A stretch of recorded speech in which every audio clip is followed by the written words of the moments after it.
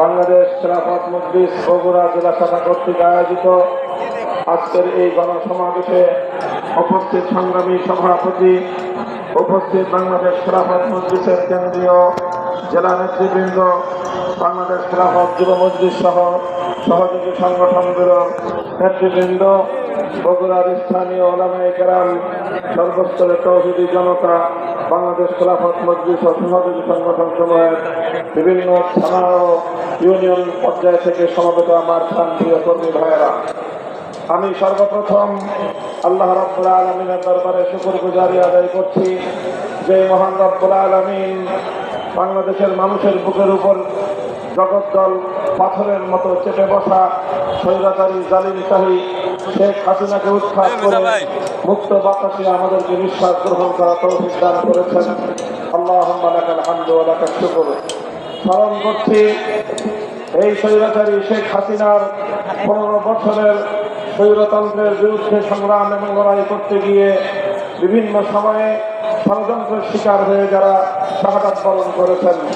2009 সালে বিডিআর বিদ্রোহের নামে শাহাদাত বরণকারী 57 জন দেশপ্রেমিক সেনা কর্মকর্তাকে স্মরণ করছি। 2013 সালের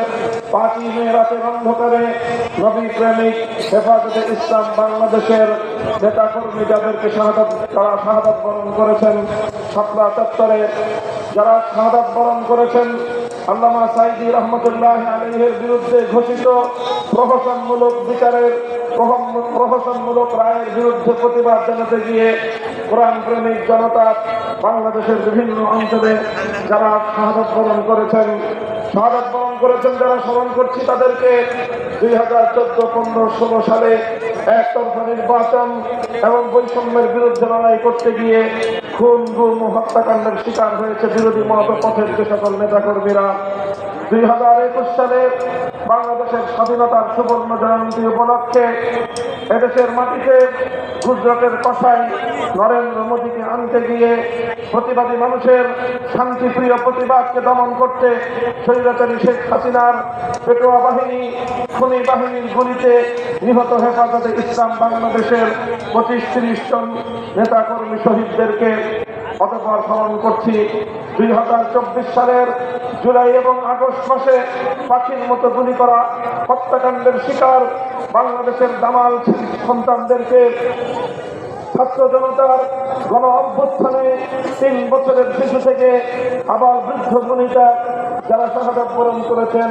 সহস্রাধিক সেই সকল শহীদ যাদের রক্তের বিনিময়ে বাংলাদেশ দ্বিতীয়বারের মতো স্বাধীনতা অর্জন করেছে, সেই সকল শহীদদের শাহাদাতকে কবুল করার জন্য দোয়া করছি এবং তাদের আত্মত্যাগে অর্জিত এই বাংলাদেশ যেন শান্তিপ্রিয় বৈষম্যহীন এক বাংলাদেশ হয়ে ওঠে সেই প্রত্যাশা ব্যক্ত করছি। সংগ্রামী সাথী ও বন্ধুগণ, একটা কথা আমাদেরকে মনে রাখতে হবে, স্বাধীনতা ও বিজয় অর্জন করা যতটা কঠিন,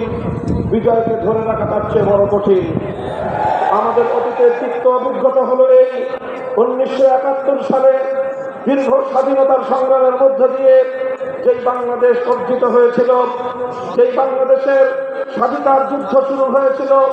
জালিমের বিরুদ্ধে মজলুমের লড়াই বলে, যেই স্বাধীনতা যুদ্ধ শুরু হয়েছিল আল্লাহর উপর অবিচল আস্থা, বিশ্বাস এবং ইনশাআল্লাহ বলে, যেই স্বাধীনতার যুদ্ধ শুরু হয়েছিল কোরআন সুন্নাহ বিরোধী কোনো আইন তৈরি করা হবে না, এই অঙ্গীকার এবং প্রত্যয় ব্যক্ত করার মধ্য দিয়ে 16ই ডিসেম্বর 71 সালে স্বাধীনতার বিজয় অর্জন হওয়ার কয়েক মাসের মধ্যে এদেশের মানুষের